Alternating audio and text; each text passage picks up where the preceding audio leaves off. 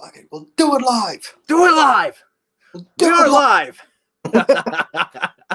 With not a lot of fanfare or anything, we're live. Hey, folks, it's Kellen Nitro for NitromaniacTV's Wrestling Unlimited, and you are experiencing a first, as we all are right now. This is the very first NitromaniacTV wrestling channel, Wrestling Unlimited, or Drag Files live stream. And it's Nitrostake Live, which means we're on the Wrestling Unlimited channel, and it's a recap of Wrestlemania Backlash, which just went off the air moments ago on the WWE Network, on the Peacock, and all that stuff. I'm Kellen Nitro in this window. On the other window, with a face reveal, it's the no longer mysterious Mr. TL. How are you, sir? A chance to reintroduce myself. I am Mr. TL. We are here in the game room, in the lab, if you will, and I can't believe you made me watch this. I apologize, first of all. That was not my intention for it to be that. If I would have known it would have been that bad, we would have did a live stream on, I don't know, Over the Edge 1998 or something like that. Something that we would have loved to watch. But this was this was insanity personified. This is modern WWE at its worst / best / worst. This was like the end of wrestling for me. Like, it was on life support since CM Punk left, and now I'm officially pulling that plug. It's over. You are. Excellent. My goodness. You seem befuddled. I have just a little bit of, there we go. I had some echo coming through. So again, we're live, so anything could happen. So I heard you about 3 or 4 times in my speaker, and I was like, whoa, that's wild. But anyway, you're more than welcome to join us in the chat. If you're over on YouTube, put comments down in the YouTube chat box on the right-hand side. I'm learning all this terminology as we go along here, so this is all brand new to me. And on Facebook as well, just put comments down in a comment box below the video. And yeah, we'll get it going. So yes, sir.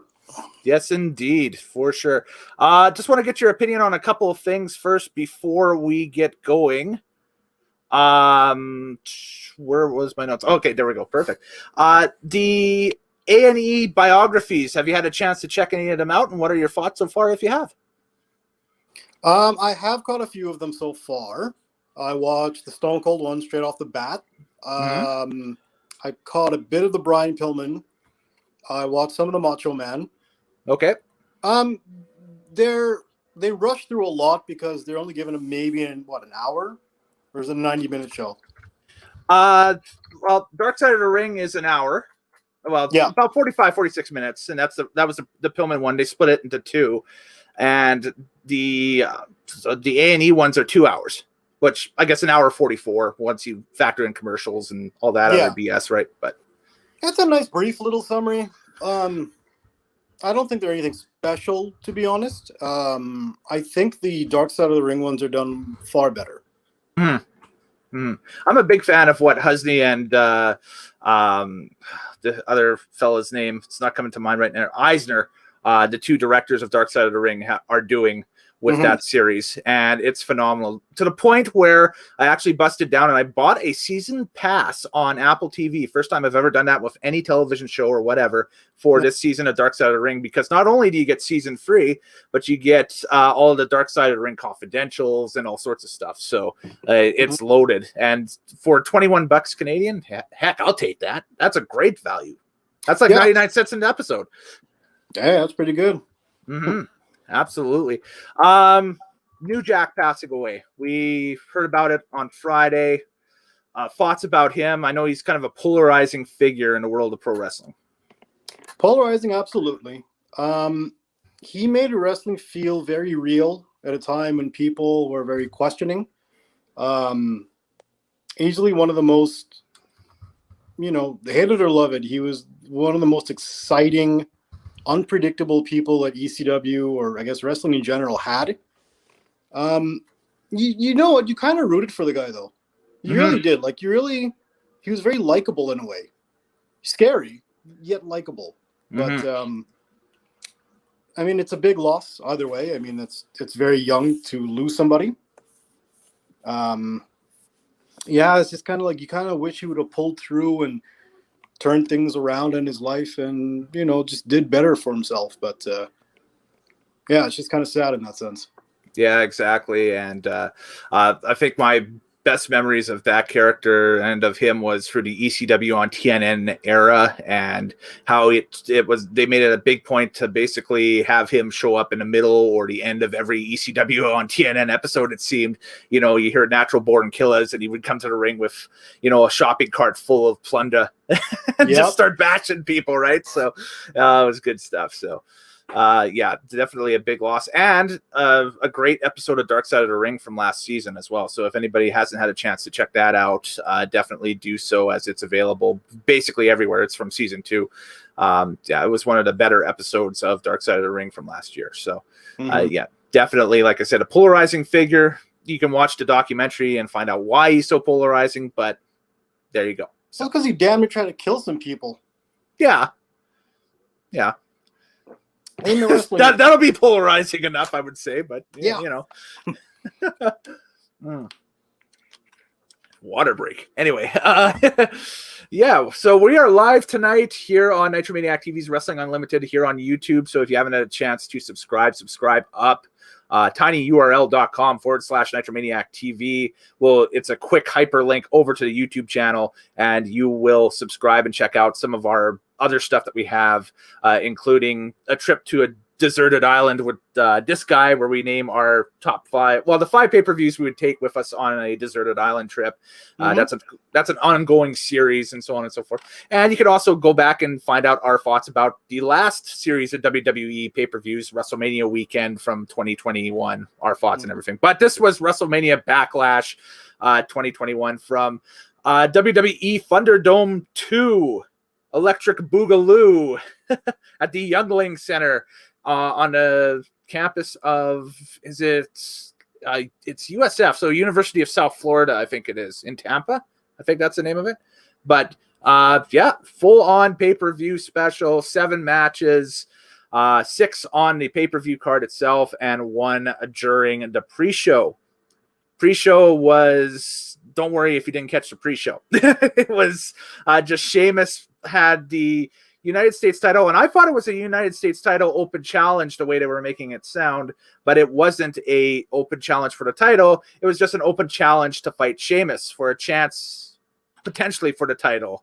I can tell by your face already that this is going to be a long ride. Well, oddly enough, I was on Twitter, and they were kind of showing it live through the WWE's Twitter feed. Yes, which they do every pre-show. So okay, and yeah, they had Ricochet against Sheamus. That premise makes 0 sense. Yes. Hey, let's fight the U.S. champion for not the belt, but maybe. Yeah, for a chance at the belt, which I thought, okay, when they said it was going to be a chance at the title, it was like, okay, Ricochet is going to win tonight, and then we get the title match tomorrow night on Raw. That typically was the creative, I guess, default for this type of situation 5 years ago, 6 years ago or so. Yeah. Watching WWE and whatever, that was one of the tropes of WWE. If you beat the champion on one night at a pay-per-view, the next night on Raw, guess what? You get your title shot. Undercard match. So, boom. So I thought that was happening. Turns out, no, it did not. Sheamus defeated Ricochet in 7 minutes and 10 seconds. And boy, not a lot to write home about this match. Bro kick, 1, 2, 3 for Sheamus for the finish. And then post-match, Sheamus cuts a promo. Ricochet steals Sheamus's fedora and then beats him down.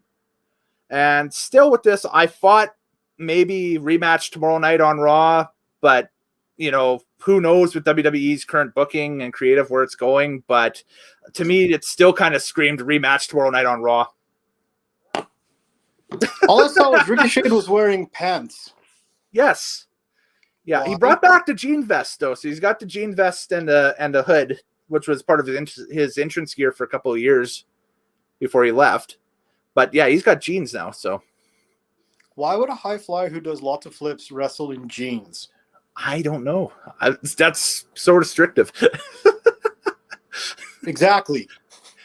It's weird with him because when he came to WWE, he was doing the long pants, long tights thing. And then he went to the short tights thing for a while. And now he's completely abandoned that and gone complete club. And wear jeans. Because superhero, I guess, or something. Just quit and go to AEW. Just go. I can't remember if I drafted him or not when we did that cut down scenario. I think I did.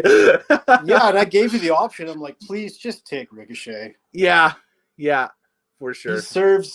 He has nothing to offer but flips. Want to do a flip? Well, there you go. Yeah. So, oh man. Oh, that was the only match on the pre-show, and then we eventually worked our way into the main pay-per-view. And the opening contest of the pay-per-view was for the Raw Women's Championship, a match that ran 15 minutes and 20 seconds. You had Rhea Ripley, the champion, taking on Asuka and Charlotte Flair, defending the Raw Women's Championship. And after 15 minutes and 20 seconds, Rhea Ripley walks out, retaining the title once again. Boom. There we go. I like to do match graphics with everything. So there's your match graphic right now for now. As we do more of these, they'll get more and more better. But there we go. Thoughts on this encounter, TL? I'll let you go first here. I don't know. Should we start from the end and work our way backwards? Because that's the only thing that Sure. Yeah. Because that ending, that finish made zero sense. Because what happened was they're doing their three-way match, and it's a bit typical, and then it gets a lot sloppier in the second half of it, and they really don't know where they are in the ring, and they start losing their positioning. They start losing, the timing of the match is just started to get really sloppy in that second part. Then the ending here, Charlotte Flair kicks Asuka through the rope, but somehow that makes Charlotte Flair fall to the outside. Asuka gets taken into a riptide by Rhea Ripley, and then she gets pinned 1, 2, 3. Right. How would Charlotte Flair be out of position in that moment?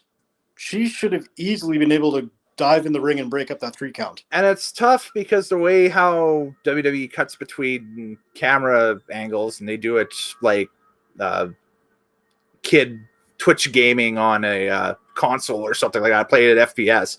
There's just switch. I completely missed the sequence leading up to the finish, and I was like, oh, they got a finish now. All right, that's great. So I can't help you there at all. I'd have to go back and rewatch the match and see exactly how they got to that particular point. But the other part was that the commentators, I forget who was on that match. Would that have been the Raw team? So the brand new guy, Adnan Virk, Corey Graves, and Byron Saxon. Okay, so Graves was the one that said, he says, apparently Charlotte Flair fell off the apron when she gave that kick to Asuka, which landed her backwards into Rhea Ripley for the riptide. They don't show the replay, but he explains that because it was poorly executed. It was so poorly done. Yeah. And it made no sense. And I literally sat there and said, what the hell was that? It was confusing. What ending was that? Yeah. It was confusing. Well, the other women's match had kind of a little bit of a confusing state of affairs as well, but we'll get to that as we work our way through the card as well. Cole strikes again. Yeah, exactly. But I think, when we get to that, this time around is a little bit more forgivable because of what happened in the ring compared to WrestleMania. But like I said, we'll cross that bridge when we get to it. Strictly my opinion with that deal. This match here, I thought itself seemed like it was an okay opener. I felt like it dragged in some parts. It was kind of snoozy. It basically felt like the opener for Raw. Like, I hate to say it, it felt like segment 1, match 1 on Monday night. And that's exactly what I mean. It felt typical. And then it became sloppy. Then it became messy. And then it became, what the hell was that by the end of it? Yeah, indeed. And again, I'm not so much sure if it falls on the people in the ring in that situation or if it's just production. Because again, with all the, like the camera cuts and the sporadic and this and that happening and this goes here or whatever, or them being in the controlled environment now of the Thunderdome, or semi-controlled, I guess, because you got the aspect of live or whatever, but who knows, right? They could have pre-taped it, but I don't think they did. It's, to me, seems more like it was just real. Like the drag felt real this time compared to, watching on a Monday night. Like it felt like really snoozy. So the question is, how did you miss the ending? Just, I think I looked down and heard the 1, 2, 3 and then looked up. That's how quickly it was. That's usually what you do to a match that you end up watching on TV. You look down at your phone or you look over to your laptop. You do anything else but pay attention. Because this match didn't grab anyone's attention. Yeah, I was checking out Twitter, is what is full admission, checking out Twitter, what other people were saying about the match. That's all. Just doing my due diligence. Well, you really missed much, and Rhea Ripley's still the champion, and I guess the sound guys don't know what kind of reaction she's supposed to get. So that was weird. Right? Oh, that was strange. Yeah, it was like kind of a... Yeah, like it's almost like they have a dial and they just kind of like twist it back and forth between yay and boo for Rhea Ripley, and they don't know where to put her. So they just go like this, back and forth. They need to take a lesson from the guys that are doing the audio for the NHL games north of the border in Canada. Because the audio, in-arena audio, at least for those, seem to be most of the time on par.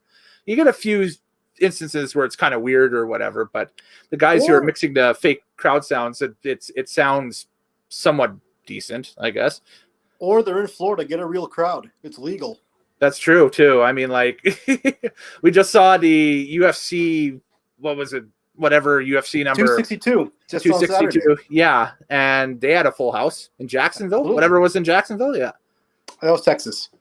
Oh, was that Texas? Okay, yeah. But talk about the one previous to it. So that would be 261 then, I guess, was like a month ago or so that was in Jacksonville. Yeah, whatever was in Jacksonville. But they had a full house at the arena there, so. Exactly. So, I mean, they're in the South. They've been operating through the whole pandemic. They can get a crowd now. Just put real people in there. That would really help for many moments of this event. Yep. I mean, AEW is going to start touring in July in Florida and Texas. They've announced that already. Well, I mean, they're going to be the first people back with crowds, it seems, at this point, unless WWE pulls a rabbit out of their hat and decides to go in June. They will be the first to lose crowds because AEW is hot garbage. I'm sorry. You can send your hate messages to @TML. Oh, no, I don't care. I hate AEW.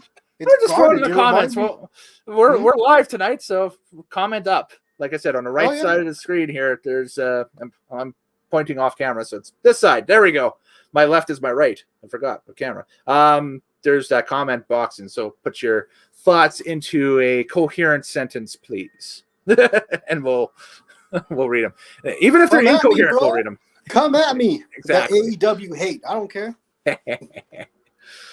We did move to the next contest on the card. It was for the tag team titles on the SmackDown brand. The champions, the Dirty Dogs of Dolph Ziggler and Robert Roode, taking on the Mysterios. So Rey Mysterio and Dominic Mysterio, trying to become something that's really rare in WWE history. In fact, I don't think they were saying that it had never been done. And I'm trying to think back if it had been done or not. And I think this is one stat that they actually got correct for once, because I don't think they have had a father-son tag team champions, because I was trying to think back even to like the beginning of the modern, what we would call WWF, like in around WrestleMania 1 and that stuff. And while people like Bruno Sammartino and his son David would tag, they were infrequently tagging, so they never had a real controlled push towards the tag belts or anything. Unfortunately, Ric Flair and his son Reed never had the chance to, like, their careers were kind of about 6 or 7 years apart from each other, and then Reed passed away. Ric Flair and Charlotte have never worked a mixed tag for any tag team belts or anything, so that's out. So we saw history tonight. We saw the first father-son tag team champions with Rey and Dominic Mysterio. Yeah, and the whole setup of this match was before the event even happened, and they just managed to squeeze this in right before the match. Mm-hmm. Dominic gets jumped by Ziggler and Rude in the backstage area. He's down and out. He's now in the doctor's office. They're telling him his ribs are messed up and he can't go. So Mysterio starts the match out all by himself, 2-on-1 handicap match, which, of course, as everybody knows, is the hardest stipulation to win in the video game, going all the way back to WrestleMania 2000. You know what I used to do in that situation is just go at it with, have two cruiserweights, and I would work as like a super heavyweight. Like I'd be Andre the Giant versus like Paul London and Rey Mysterio or something like that, and just try to smush them in 6 minutes or so, and that's it. I just stand on the outside and trying to like grab the leg to sweep him out. Oh yeah, back in the ring. Yeah, and beat him by beat him by a count out. Yeah, that's another way of doing it. Yep. But Rey Mysterio did not have that option, so he goes out and he puts on a hell of a match all by himself. Mm-hmm.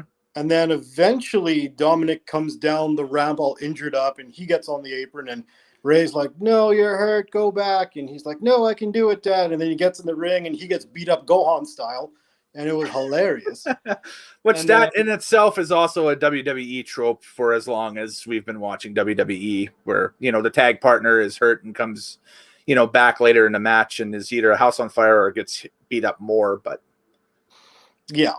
But you know what? They prevail when they thought that they weren't, and they're now tag team champions. This deserved a real crowd. Having a fake crowd in there did no justice to this match. Yes, especially on the pinfall. It's almost as if this should have happened a month earlier. Like, could you imagine a pop for this at WrestleMania? No, this should have happened. Somebody pointed this out. I actually think it was Bubba Dudley. He pointed this out on Twitter that Money in the Bank will fall on Father's Day. So they should have done that on Father's Day. Yeah, but they announced Hell in a Cell for June 20th. So it's not going to. So it's not going to be. It's not going to be Money in the Bank this time around. It's going to be Hell in a Cell. That could have been an 11th hour decision too. We'll get to that when it shows up in my little order here. But it's that was something that kind of caught me off guard too. Is we knew that they were kind of reshuffling the deck with some of the pay-per-views this year, but of course nobody knows what is going to go where or whatever. Now we're starting to see where stuff's kind of falling. Which means they've opened up, I guess, a new name for October, which could mean potential return for Halloween Havoc. Perhaps. They did it in NXT last year, but let WCW die along with AEW. Right. The runtime for this one was 17 minutes, and what was my thoughts here? Here we go. I have written down fun match, adversity overcome, but a little tropey with the whole partner getting beat up beforehand thing and that stuff. And of course, that was one of the big takeaway basically at the pre-show was Dominic Mysterio ran into the Dirty Dogs in the back locker room area and that stuff, and the Dogs laid him out and threw crates on top of him, and he came out during this match and saved the day with the frog splash and got the 1-2-3. So new SmackDown tag champs. There we go. Great frog splash, by the way. Beautiful. Well, yeah, and beautiful. It was funny. Pat McAfee, who was on commentary, he pointed out. He said, right as the Dirty Dogs did their entrance, he's like, "Well, they didn't get suspended for beating up Dominic. They're not getting fined. There's no repercussions. Yeah, I call it smart." And I guess if that's how they're going to play it, like there's no repercussions for beating up someone in the back. Yeah, I guess that is smart. Why don't the heels just do that all the time? Exactly. So, well, it's opened up Pandora's box, I guess. We'll see heels doing that from here on out. Well, again, it's that lack of common sense. It's that lack of planning that WWE seems to have that annoys me to no end. or it's WWE and it's going to be like the goldfish in the fishbowl, and they forget about it after they happened, and then it's like, oh my god, 2 months down the line they've done the same thing. We've never seen that before. That actually comes up later on in this event, but we'll get to that a little bit later on. I like that.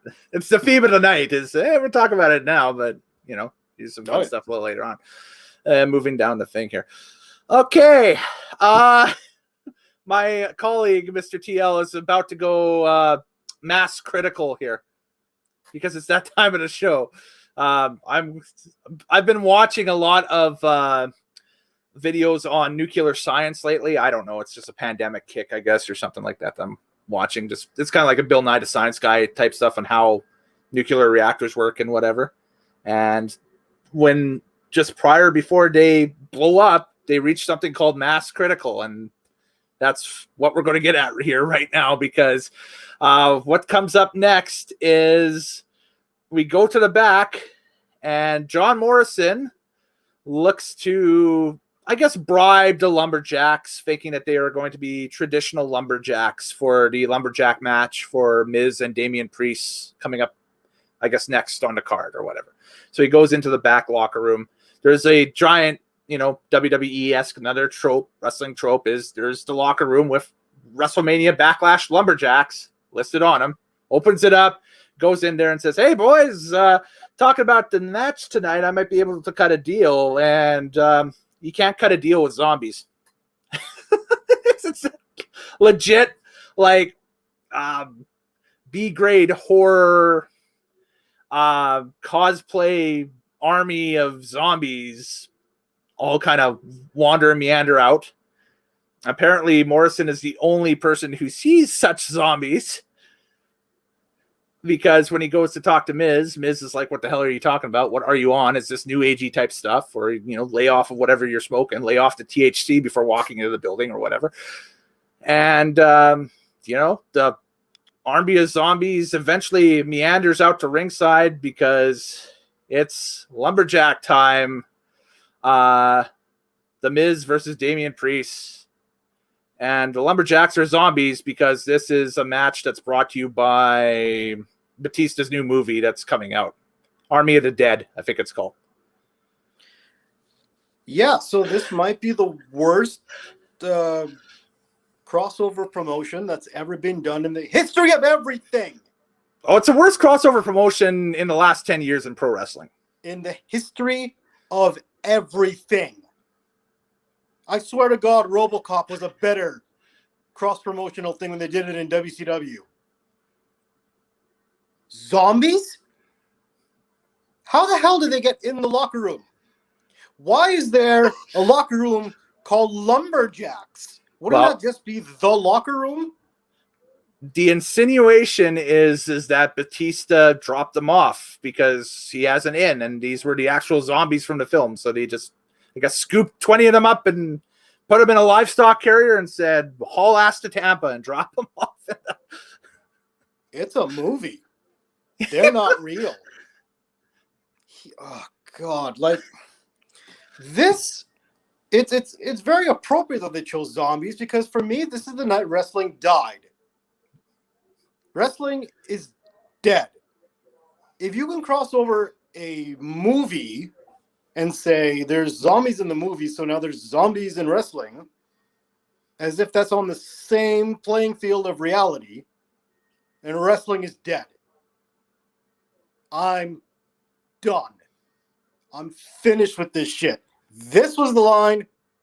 They crossed it. This was horseshit. This was, this again is sports entertainment versus wrestling, and this was more sports entertainment than anything else. Not even sports entertainment. This was bad sports entertainment. This wasn't sports. This wasn't entertainment. This was horseshit. Through and through. As soon as these how do the zombies know where the ring is? Yeah. And Who also, guides the zombies how do to the zombies have the self-control to stay outside of the ring? Yes, because when they were both in the ring, when Priest and Miz were in the ring going toe-to-toe with that opening sequence, what's stopping the zombies from hitting the ring? The ring. Or, causing chaos anywhere else. Yes. like Vince McMahon just in gorilla position, going, "Go this way, come on, get in there," and the zombies are just like taking. I hope that's what happened. I hope that we get behind the scenes video just to see that. This, oh God, and like the crowd things that are usually video boards turned into an apocalyptic looking city. Yeah. Yeah. Well, I think the film is set in Las Vegas post-apocalypse or something like that. Right, and that became the set for where this was taking place, I guess, because they removed all the fans and they put up that. So we go to Neo Las Vegas at this point. Yes, and a wrestling match is in the middle of this nonsense, and Miz and Priest are taking out the zombies as long as with each other, and apparently Morrison may have got eaten. And we don't know. And same with the Miz after he lost the match to Damian Priest. And I guess the referee was not scared at all to be in that situation. He's just there to, count the fall, and doesn't matter if he gets eaten.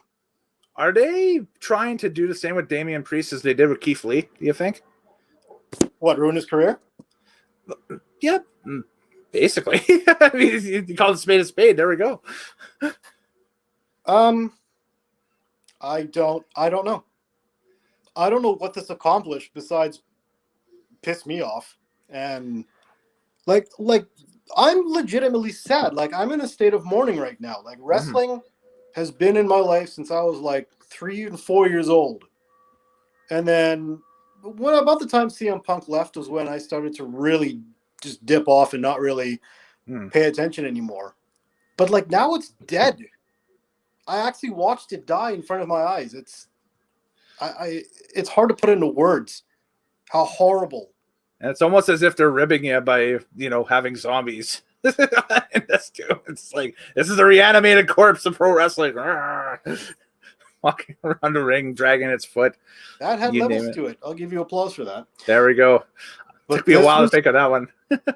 This was worse.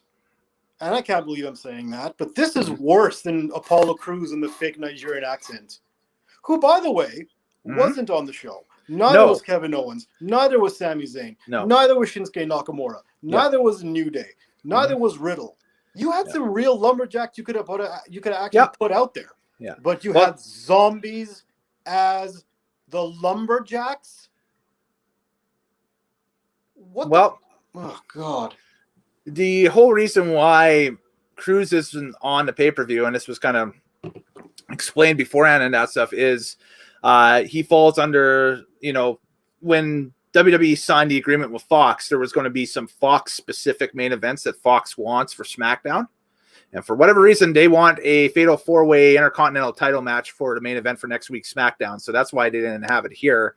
I guess that match would have been on this card normally or whatever, but it's Cruz in a fatal four-way defending the Intercontinental title against Big E and I think Zayn and Owens or something like that next week on SmackDown. Chat, help me out if I got that wrong or something like that, because I was kind of tuned in and out on SmackDown on Friday, but I think that's what they're doing. Have them as lumberjacks who then fight each other. Yeah, I mean, you could cross-promote it like that. Definitely. That works. Anything but this cross-promotion where they had a friggin' movie about zombies as a cross-promotion with a wrestling match. But Vince wants Dave Bautista because it's nostalgic and people love Batista. Damn it! What is nostalgic about this? A mention by Dave Bautista? That's it. That's what he thinks. Nostalgia factor. That's the nostalgia factor. A rub. Wrestling's dead. And I watched it die. Well, you watched it die in 7 minutes flat. That's how long that was. And Damian Priest finally gets the revenge-ish. No, not really. Because Priest and Bad Bunny beat Miz and Morrison at Mania, right? Exactly. So... They have no reason to fight each other. Let alone do it in a zombie match. What the hell is this? A zombie match. I wonder if Onita will bring this out for the brand new FMW coming out in July or not. The zombie match. Probably not, but I mean, that's... there was a zombie dressed like Elvis. Yeah. Yeah. Because again, this movie is set in post-apocalyptic Las Vegas, and... Yeah, but again, That's a movie. This is a wrestling match. Yeah. Why are these two allowed to exist on the same plane of reality? Well, here's the dig that I'm going to fire back from WWE's. WWE a couple of weeks ago publicly stated, I think a bunch of their higher-up officials sent out a statement or something like that, condoning what AEW did with Blood and Guts, which was AEW's version of War Games, basically, a couple of weeks ago on Dynamite. Basically condoning it, saying that it took away from, quote-unquote, the realism that it's almost laughable, the realism of pro wrestling. Do you mean pro condemning? Wrestling presentation? Yeah. You said condone. Do you mean condemn? Condemning. There we go. Yes. Yeah. Yeah. Oh, you mean because they had the cardboard on top of a crash pad? Yeah, I think that was what it was. The whole MJF Chris Jericho bump at the end of the night. That was awful, by the way. The go home bump. Yeah, it was shot badly. That's what it was. Done badly. It was done badly. It was shot badly. And the WWE said, "Ha, that's fake. Let me show you real fake." Yes. Yeah, I find that hilarious. That's what WWE comes back at. Now, if they walk out and say, you know, a few years from now or for a few months from now and say, hey, that was a rib at AEW, then I could be like, well, it didn't really work, but okay, I guess. But how would that be a rib at AEW to mess up your own pay-per-view and presentation? To take a jab at a promotion that most of the viewers may or may not even know exists. There's that. Yeah, I don't see it either. But just bringing up what possible arguments there could be off of this. But or it could be they've lost their rabbit-ass minds, and this is what they've got left in the tank for the writers. I believe that. I believe that 100%. Yes, that's the. Like, I'm thoroughly disgusted in this. Like, I'm done with wrestling. Now, here's the deal: is that you know damn well Morrison and Miz are going to show up tomorrow night on Raw, and the illusion is they both got eaten by zombies at the end of this thing. Are they going to come back as undead? That I don't know. Oh God! If they pop into the ring like nothing happened, then it's just that show. That show in particular is just. Well, terrible, I'm not going to stick around to watch. I'm telling you that right now. Yeah. Complete and utter horseshit nonsense. I'm done with this shit. You ain't never gonna have me back on this thing because I'm not watching wrestling anymore. I'm done with this shit. This is the last one. That was the last straw. Well, unless we do a classic show and you want in. Fine, I'll do a classic show. But wrestling, we got some classic stuff we can tackle, sure.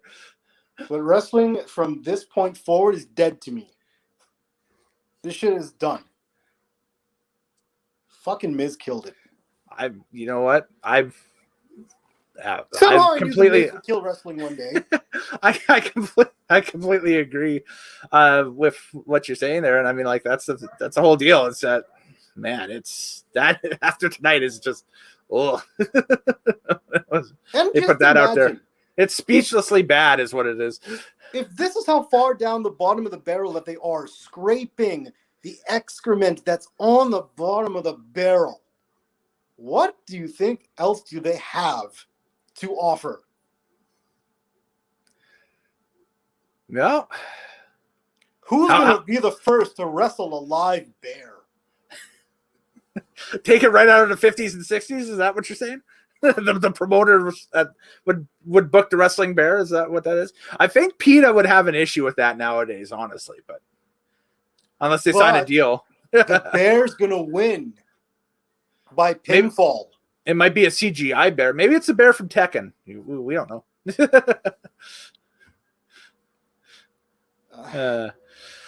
Let's move on. I think we've taken cover from the nuclear blast here, and we're rolling along. The next pay-per-view, yes. Okay, so we talked earlier about WWE rejigging the pay-per-view schedule and at the beginning of the year, and it had been kind of rumored for some time that they were going to do that. And coming out of the pandemic, I guess it's as good a time as any. Hell in a Cell is now on June 20th, so they've moved it up a few months. That traditionally was the October pay-per-view. Now it's the June pay-per-view on the 20th. Like I said, that opens up that October slot for maybe if they want to do something along the Halloween theme, that opens it up, or they got maybe an entirely new idea, or maybe it's like WrestleMania Backlash, and this will be, Survivor Series Vengeance or something. Who knows? Yeah, about that. Why is this called WrestleMania Backlash? I don't know. You need the previous pay-per-view to set up this pay-per-view? Yeah, I think that was what they were trying to accomplish with this, is that this was advertised as at first as being all of the WrestleMania rematches. And then they kind of abandoned that concept, as the weeks moved on. Well, then abandon the name. Just call it Backlash. It's just Backlash. There was nothing wrong with Backlash before. I don't know why we're tagging along the WrestleMania name with it, but what is the next pay-per-view? Is it actually Hell in a Cell? It is actually Hell in a Cell. They have an NXT takeover on June 6th, which Hell is in a Cell. Yeah.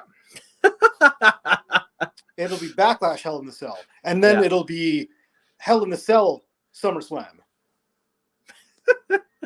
And then we get into Survivor Series. It'll be Night of Champions, Survivor Series, and yeah.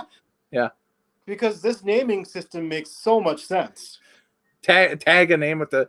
Well, then we got Royal Rumble Fastlane, which kind of sounds cool. No.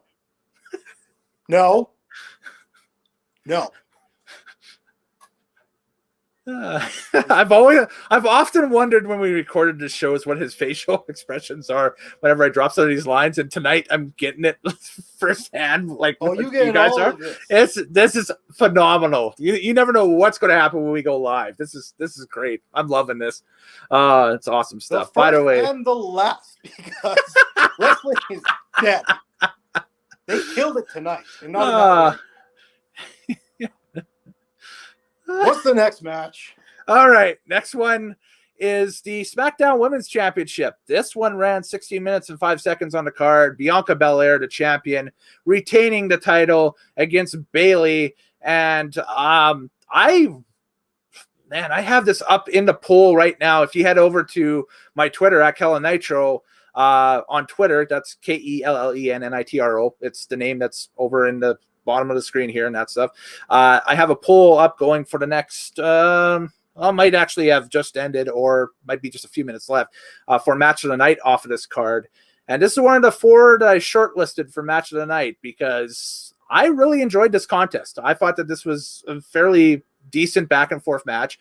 I think Sasha and Bianca are a better pair in the ring together, but Bayley and Bianca, I actually wouldn't mind seeing them go at it another time in a big match situation.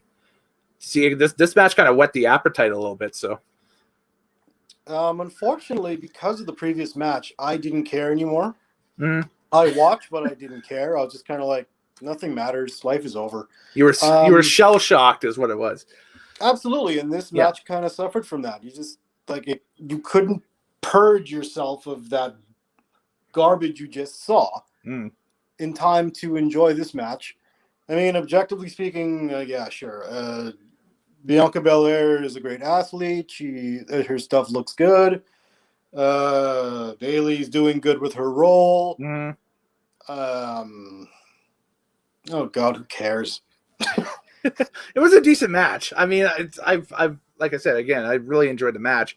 I just think that Sasha and Bianca are better dance partners for one another.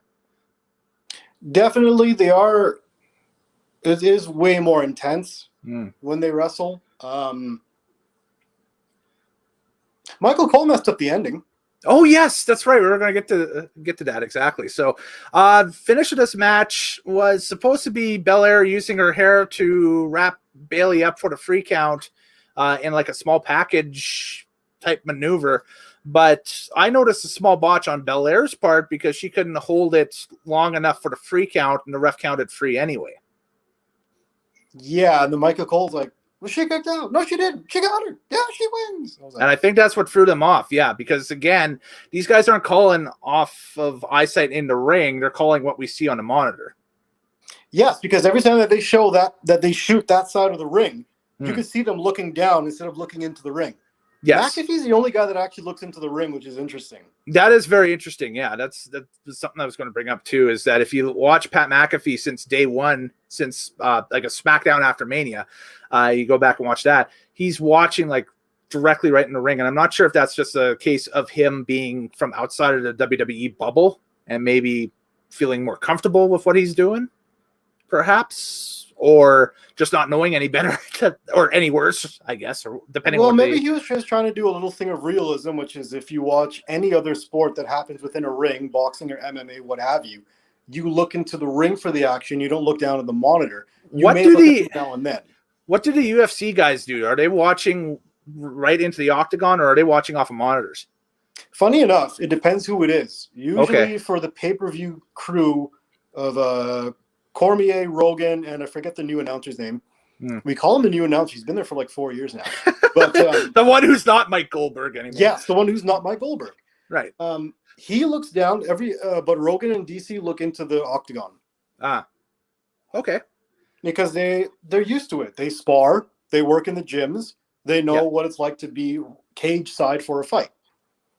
So McAfee knows what it's like to be sidelined for a big game, be it football, but he's looking into the ring for the action, and he's like, I saw him once or twice like jump up and down. Yeah. And I'm like, okay, this is kind of cool. It's realistic. You know, that word that WWE forgot. And Michael Cole is just yelling at a screen while looking down. Because his key points are on a paper in front. That's it. But that's interesting that McAfee's looking right on into the ring, though. You know, let's just talk about that for a quick second here. Sure. The commentating. Yes. You know, like, it is god-awful. And the reason why. I think we had this discussion last year, too, about the commentating being terrible on one of the videos on the back. But let's run it back for everybody. We're running it back. We're doing it again because let's do it. It's worth mentioning because, yes, Michael Cole screwed up. And the reason being, you know, the worst part of the video games was back in the day when they started introducing voices into the video games. Might have been like PS2. PS2. Yeah. The commentary always sucked. And then when you played the single player campaign, the audio always sucked because it didn't feel natural. You could tell they were reading a script and it didn't feel like the live broadcast. Yeah, sound bites. Exactly. It wasn't natural. It was sound bites. Yeah. Right. But then, like, if you go into the story mode, you could definitely tell people are just reading off of the script and then they post that onto the video game, right? As they do the storyline. And it never felt real and it always felt bad. And everyone always complained the commentary and all of the storyline stuff sounded awful because you could tell they're reading a script. You flash forward now, it's 2021, and they sound like they're reading a script. And it doesn't feel natural and it doesn't feel like anything is organic. They are reading off of a script. Both commentary and some of the wrestlers too. So you're getting this very inorganic, artificial product in the presentation side is what I'm trying to say there. Yeah. And it just comes off horrible. It's just fake. That's the word for it. That's why the commentary is so bad. They're just reading their notes. Yeah, it does. It's noticeable now at this point. It's been noticeable like that since even before we even got to this point. Like even like majority of the events during the quote unquote pandemic era have been like this, and then even before that as well, going back to late 2019, even with a lot of the pay-per-views and Raws and SmackDowns and so forth. I find it funny that the one guy that seemed to be breaking out of that mold, i.e. Samoa Joe, is no longer with the company. And I also find it funny that the one play-by-play announcer that's, again, was following Joe's lead, i.e. Tom Phillips, is kind of relegated to, you know, very spotty work. Like, is he even on 205 Live? You know, chat, help me out. I'm not sure. I just now remembered that he's not on the show. Yeah. Because they're so forgetful. Yeah, he's not there. Because I know Vic Joseph does NXT now. He used to be the 205 Live guy. Right.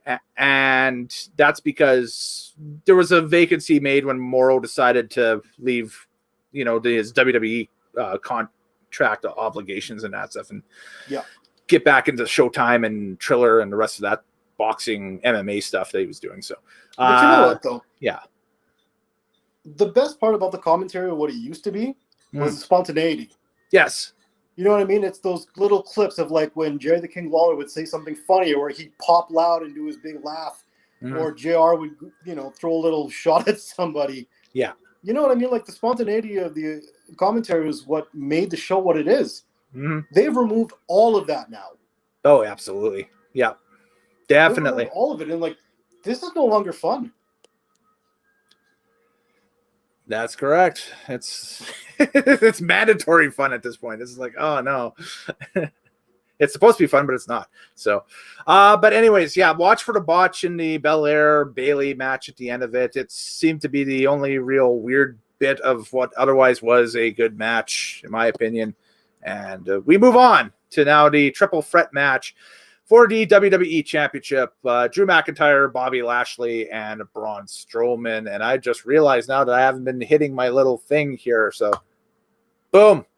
There's your free participants. There we go. And now we flip back. There we go. Yep. So the runtime for this one was 14 minutes and 15 seconds. And Bobby Lashley retained. And this match, I thought, over-delivered. We looked at this thing on paper and we're thinking, okay, this could be good, but it also could have the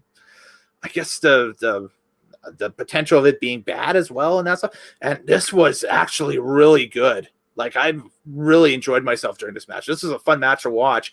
And Lashley, it's the one finish on the night where you look at it and it's like, well, maybe one of two or one of three, I should say, where you look at it and say, okay, that's kind of a realistic heel finish, where you look at it and it's like, all right, Lashley gets thrown for the LED board. He turtles for about the majority of the match and then comes back at the opportune moment and gets the free count. Who better, right? Yeah. So here's a callback to something I was talking about earlier. Oh, yes, right. An old trope, if you will, of WWE. Yes, WWE tropes, yes. This match already happened with 3 other people. Okay. There was a Royal Rumble match. I believe it was Brock Lesnar, John Cena, and Seth Rollins in a triple threat match. 2017, I want to say? Something like that. I think so, yeah. Okay. That's exactly what happened in that match. Brock went down. He was down for majority of the match. He rolled back in, and he got the pin. I'm like, oh, I've seen this match already with just different people. So it wasn't fresh, and it wasn't new, and I've seen it before, and I'm just like, okay, yeah, more bottom of the barrel stuff. Yeah, exactly. So now coming to think of it, yeah, I'm trying to remember now. I can't remember if that was 2015 or 2017, but I think it was 2017 that went down. Might have. Well, I guess WWE was just hoping that nobody else remembered, and they could just run it back. I do remember that match, though. Yeah, I remember seeing it because I think that was one of those matches that they showed when they had that the snowstorm version of Raw, and nobody could show up at all for Raw. So they had it from like WWE Central. They just played old matches from like the Royal Rumble the night before. Yeah. So interesting. Mm-hmm. By the way, like, we're talking about the spontaneity of the commentators. Yes. I wish Bobby the Brain Heenan was still around just for this one moment, because I think it was Corey Graves had said, like, this match is like Godzilla versus King Kong versus the Hulk. And I just wish Bobby the Brain Heenan was there to be like, well, which one is which? And then I guarantee he would have said, do you think Bobby Lashley King Kong? And Gorilla Monsoon would have said, would you stop? Yes. You know what I mean? Like, I miss that kind of stuff. Yeah. Yeah. And you will never get that in this day and age of WWE. He definitely won't. No. But it was right there. And I could just hear that in my head. Bobby the Brain Heenan just saying that comment. Yeah. So end of the match, Drew hits Braun with the Claymore. Lashley returns, though, from his venture behind the LED board and hits a spear on Drew for a 1-2-3. And that's the end of the triple threat. I just have written down in my notes here. Decent triple threat. Enjoyed. Like I said, I thought the match over delivered. I was looking at this thing on paper and I was thinking, oh, this could be not very good. But those three guys brought it, and Lashley's reign as champion continues. So be it. I mean, go nuts right now. Yeah, and like I said, I've seen this match before. I was very jaded at this moment from what happened 2 matches ago, and I was just like, yeah, wrestling's dead. Let me continue to make my bolognese, which actually I still have on the stove as we're live right now. Am I allowed to pick this up and carry it over? Absolutely, yeah. Really? Let's go for a field trip. Yeah, all right, for sure. Field tripping. We're field tripping here on Nitrostake Live, where anything can happen. Yep. TL is making some tasty bolognese. I can attest to TL's cooking ability, folks. By the way, he is a phenomenal cook. Oh yeah, I do what I do. So what's the tip to a good bolognese? The tip to a good bolognese? Yes. Time. Not the herb, but just putting in a lot of time into making this properly. So this bolognese has been on the stove for about 4.5 hours. Really? Yep. How long are you gonna leave it on there for? Get it in the frame. Get it in the frame. You can barely see it. There we go. Hey, there we go. Look at that. That is lovely. Yep. Oh, I'm getting hungry looking at that again. I just ate too. So how much longer with that are you planning? So right now it is about 9:30 our time. Well, not quite actually. My close clock is off. Okay. But about half an hour. Nice. And then it's done. Awesome. And now, what kind of pasta do you run with that? Do you do the spaghetti? Do you do a tube macaroni type thing? If I was doing it just a single pasta, it would be a penne or rigatoni. Oh, cool. Just to catch it all up. But I'm actually going to use this to make a lasagna tomorrow. Ah. Oh, yeah. I love lasagna. I go all out for my food. There you go. That'd be great. That and I'm giving it to my mom's because she's been pretty busy and she could use a meal cooked by somebody else. Yeah, absolutely. Right on. For sure. All right. And that was live bolognese with Mr. TL. We should just do classic live streams on classic events with you just to see what you're cooking and have a cooking break right in the middle. I guarantee I'll always be cooking something too.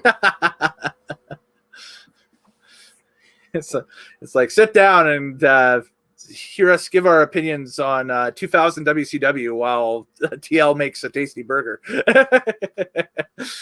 Did it have to be WCW? I'm just scratching in the back of my mind trying to find something. So, but I do give you props for doing that. This is a tasty burger reference. Oh, you didn't even know you made that reference, you little. All right. Oh, Sam Jackson in Pulp Fiction. Smile and nod. This is a tasty burger. Yes. See, I thought you did that on purpose, but you didn't. So no more props. Let's get to the main event. We're going to get into the main event, and then we'll give our final grades and find out what the match of the night was for everybody here. So, the main event, the WWE Universal Championship on the line. The champion Roman Reigns with Paul Heyman taking on Cesaro. Kind of a surprise, maybe not surprise main eventer. I don't know, but the match they had was good. 27 minutes and 30 seconds. I enjoyed this contest from front to back. There was a ton of offense from both guys that was mind-blowing. I thought that both guys brought it, which is awesome. Roman as a heel is making that money, and Cesaro as now this kind of plucky baby face that's finally getting his shot. It's almost like it's weird. Daniel Bryan just left the company and now, left the company, however you want to call it that way. But now, Cesaro's kind of the new Daniel Bryan. Go for it. Question. I'm just gonna pop the fig up here. There we go. Yeah, go for it. Because as I was doing that, I was raising my hand here to ask a question. Yeah. Is Daniel Bryan actually gone? The contract expired with him, so it's the thing now where he no longer has a contract with WWE. He'd have to sign a new contract with WWE to be back on their TV. So he's genuinely a free agent right now. He is, yes. Wow. Mm-hmm. So that's the uncertainty. Is he taking some time off and coming back to WWE, which is the most likely scenario? Is he assessing options? Is he done wrestling for good, which is another option? Is he going to John Moxley himself? Exactly. Is he going to show up on every single independent show known to mankind now, or what is the deal? Interesting. So this match itself, though, it was an entertaining match. It was a good match. I'm glad that it went bell to bell with no interruptions. There was no outside interference. There was no Uso jump in. Yeah. Well, they specifically in the storyline too mentioned it where, what was it? Jay was going to come out with Roman, and Roman said, no. It's mano a mano. I got this, and left him behind in the back. Yeah, so. That happened right before the match, and he goes into the thing. Yeah. There is the one element, though, and it's the same thing I've been talking about with the Kevin Owens thing. At no point did I ever think Cesaro was going to win this match. Ever. From the start of this match, to before this match started, to when the bell rang, no point did I think Cesaro was going to win this match. Right. And then he didn't. And I'm like, yeah, because that's how you built him. So that brings up the question to me, or to ask to everybody here, maybe put in a chat too, if you want or whatever. Is there anybody on either show right now that could realistically beat Roman for the title? And you'd be like, yeah, okay, I could see that. Drew McIntyre. But he's on the other show. But we've seen guys jump brands before with, little or no sense for no reason. Yeah. So. That being said, now that's very something interesting you just brought in there. At the end of this match, the match is already done. Cesaro's been choked out, whatever. The Uso comes in to give him his chili pepper necklace or whatever that thing is. The lei. Sure. Yeah. I just call it the lei. I'm not sure if it is or not, but whatever. It's definitely not chili pepper, so I don't know what that thing is. Whatever that makes him Samoan and makes him the head of the table. Anyways. Yeah. And then Jay's like, let me at him, Moose. And then he goes after Cesaro and he starts kicking him. Then douchebag face, Seth Rollins comes out. with his drip. It's not drip. That is not drip. So somebody in WWE creative has misinterpreted the term drip. And they say now that he has drip, that Seth has drip. Or more accurately, nobody in WWE knows what cool is. Nobody in WWE knows what pop culture or what goes in today's society as slang or hell, they don't know black culture. Let's put it that way. Yeah. They don't know anything on that scale. I'm tending to agree with you, yes. And they keep showing that more and more. And they don't know what drip is. And this is not a character. Seth Rollins wearing a goofy-ass suit and coming to the ring with his arms open is not a character. It's stupidity. And Cesaro's already lost, and Jey Uso's already beating him up. Right. So then he has a face-to-face with Seth Rollins, and he laughs like a goof, and then he just starts beating up Cesaro. And then yelling in his loud, obnoxious, what almost Al Pacino kind of voice. It's, ugh. The point of this was, at the end of this, we know who Cesaro's opponent is going to be going forward. It's going to be Seth Rollins. Yes. We have no idea who the opponent for Roman Reigns is going to be. Right. Well, yeah, because there's no top contenders left on SmackDown at all. Because he's mowed them all down. They set this up all wrong. So, look back to the beginning of the year. He's vanquished Owens. He's beat him enough times. Daniel Bryan's not an issue anymore. He's gone. Yep. Edge, he's beat him once. Kinda. Maybe that's where they go next. Maybe that's the thing. Maybe they call Edge back for SummerSlam and say, "Yep, Edge and Roman 1-on-1." Yeah, because they really didn't get that because of Daniel Bryan. Yeah, then it was the weird stack pin thing, and they could also say that, well, Edge wasn't his. Edge could say, well, my shoulders have to be down on the mat, and technically, Bryan was at the bottom of the stack, and Edge was kind of midway on top, right? So, It's chintzy, but I'm just saying that's where they could go. But and they better not put one of the Usos up against them as a main event, because that's not going to fly. I mean, it's something that they're teasing with Jimmy now, so it's like one of those deals. Jimmy, but yeah, is not main event. No, neither is Jay. All they've ever been is a tag team, and a pretty unsuccessful tag team at that, because they've never really had a WrestleMania match. Well, one. They were involved in that multi-man deal at 31 in Santa Clara. Pre-show? I believe so, yeah. Exactly.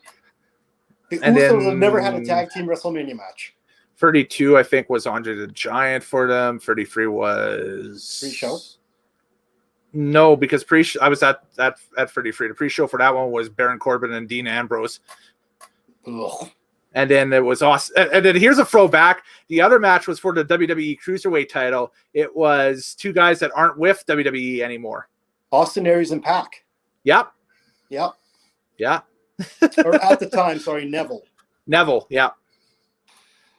But besides that, like I said, the Usos have not been built as a main event anything. They are decent wrestlers. Let's not get that wrong. They're decent wrestlers, but they've always been a tag team, middle of the show guys. They're not main eventers. They haven't been built as such.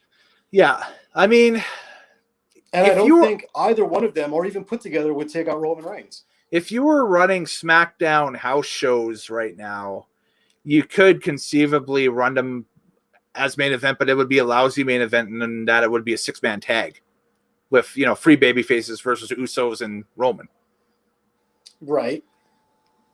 As your main event, right? So that's, and that's not really necessarily a quality main event either. That's kind of more like, oh, I spent $15 in the nosebleeds to watch that. And it's kind of, but what they could do? Robots. Mm-hmm. Robots. Like Robot Wars? Like Craig Charles and Mick Foley back in the day on Spike TV? No, I'm just kind of thinking of a guy wearing a robot outfit and going out there and beep, boop, beep, boop. Oh, more like Ken the Box. Okay, got you. No, not robots. Aliens. Yeah, they could do aliens next too. The aliens can beam down and take out and try to go after the tribal chief of Earth. Well, there was that UFO sighting over top of much of northwestern United States and Canada here over the weekend, and we'll wait and see what everybody says about that. They may have dropped a guy who could throw a good drop kick.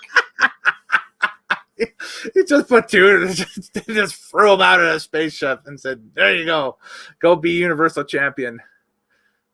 Golly. Well, Zebulon 16 or something like that as the new Universal Champion.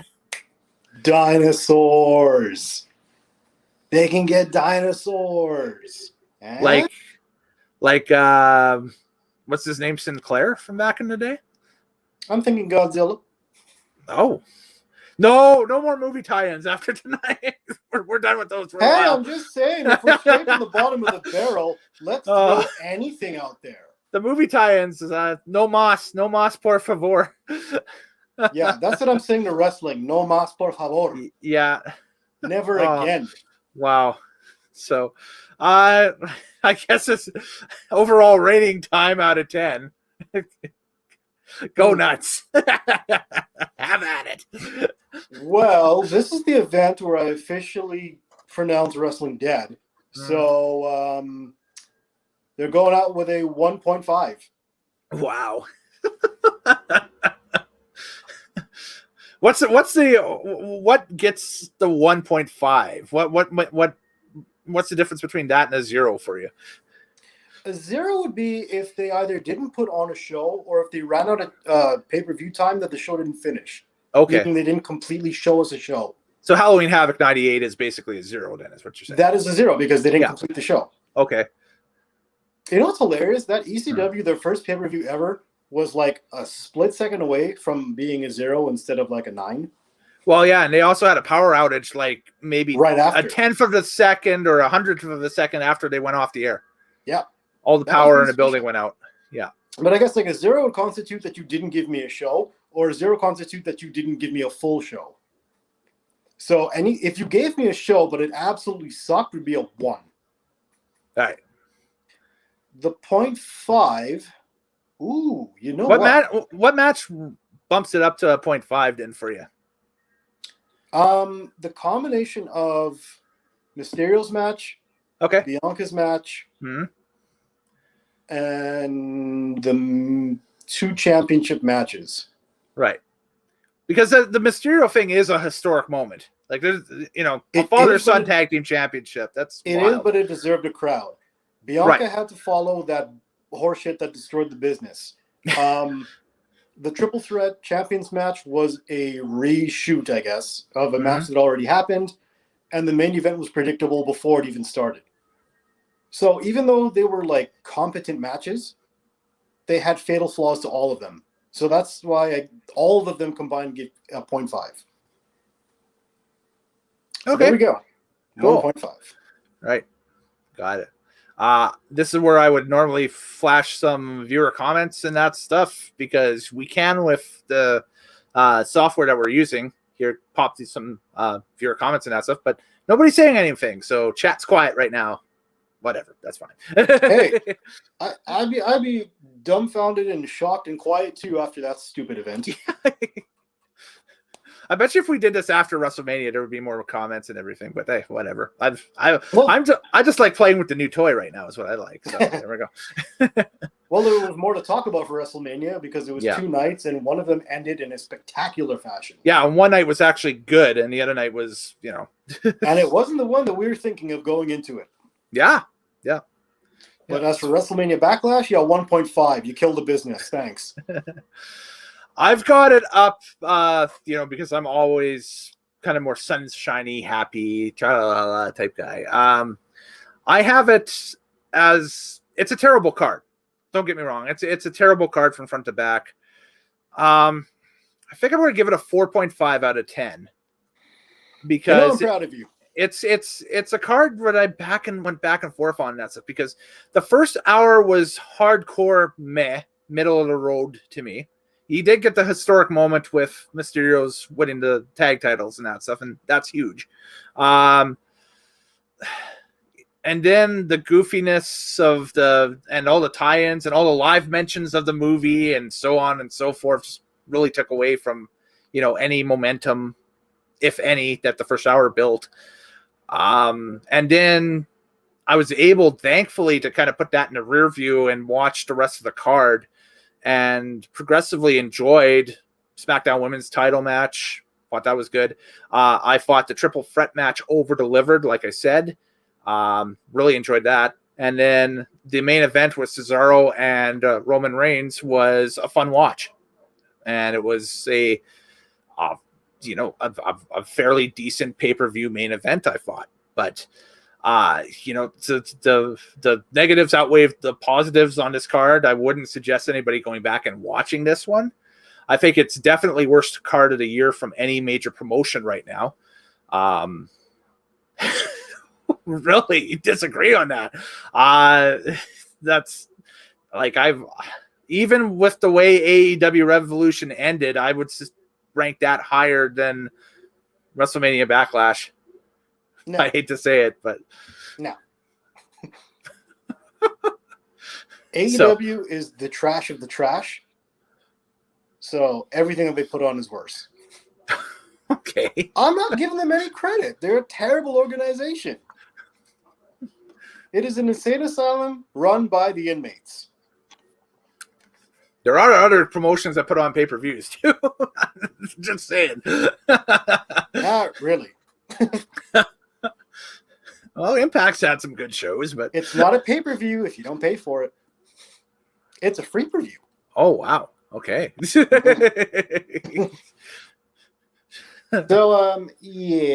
this was the death of all things wrestling. Mm-hmm. So I guess for that, it has some historic value.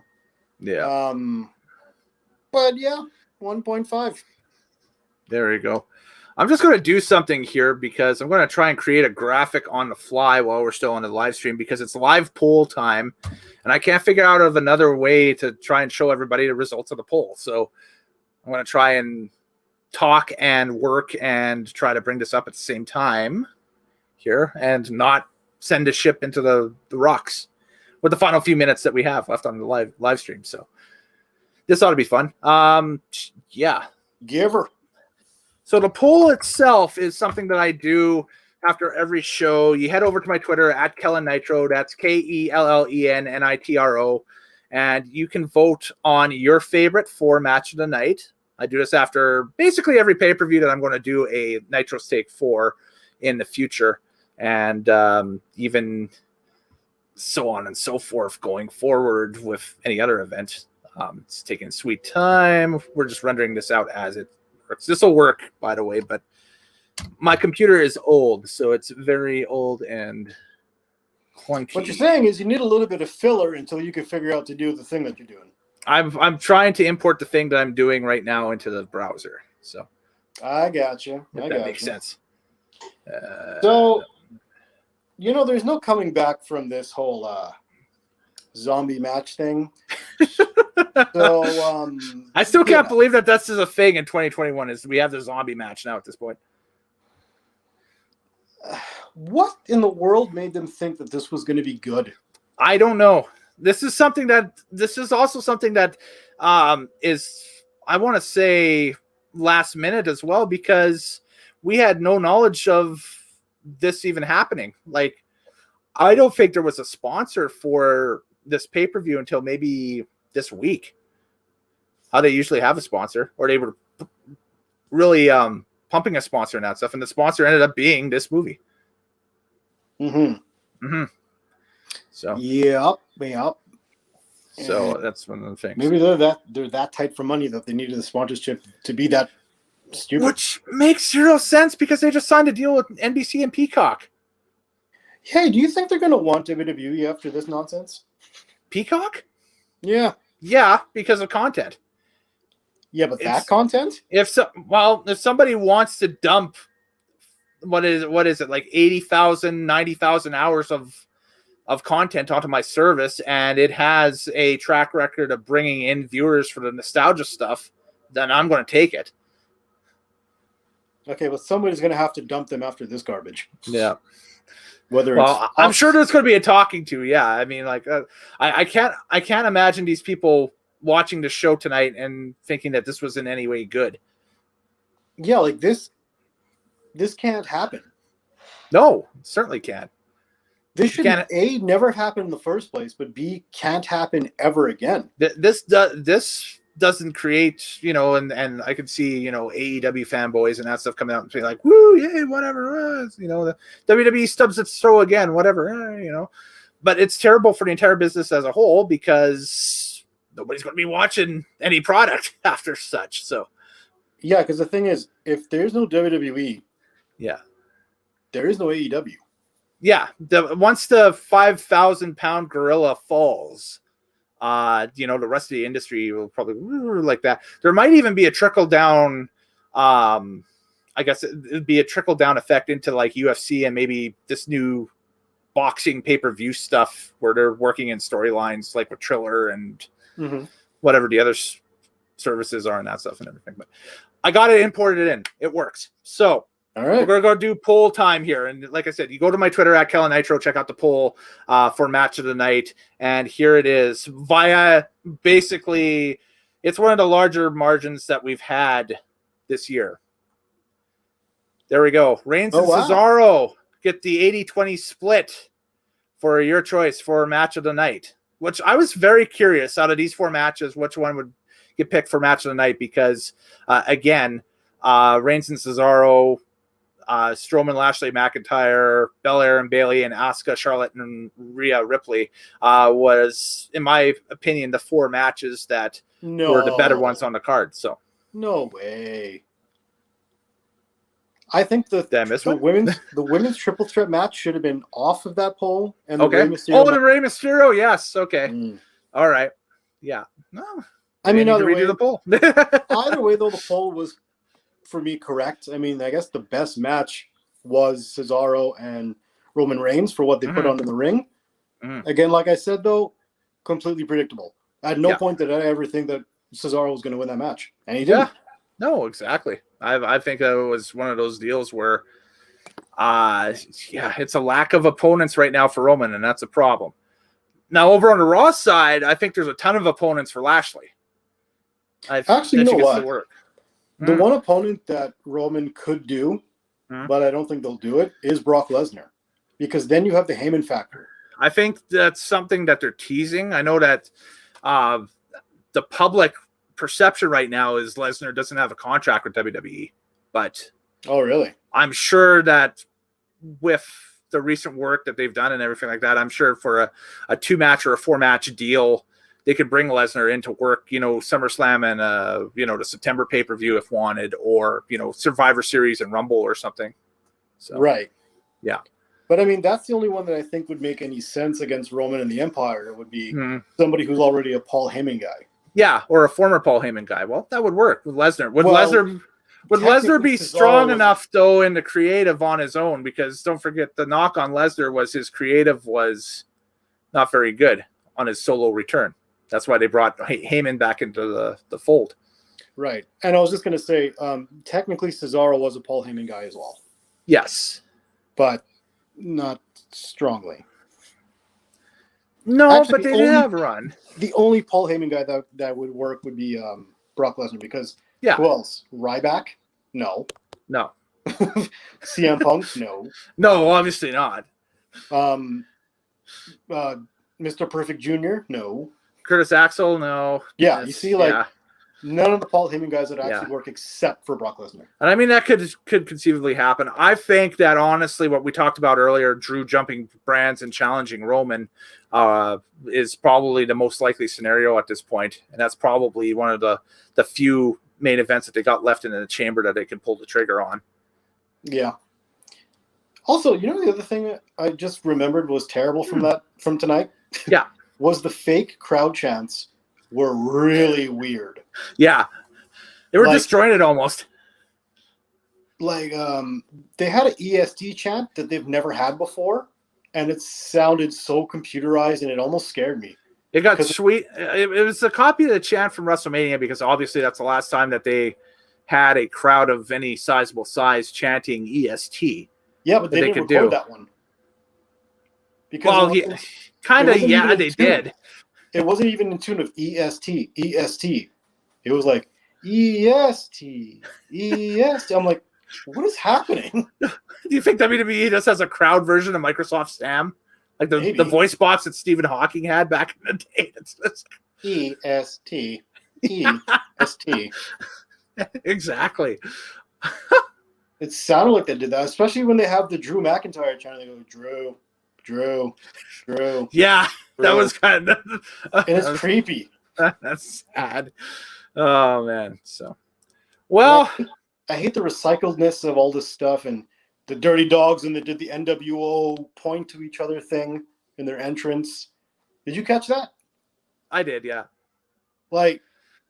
Nothing's original, everything's recycled, and now garbage. I mean, now wrestling has zombies, so... Well, everything's made up and the points don't matter. It's whose line is it anyway? Whose line is it anyway, except there's no Wayne Brady.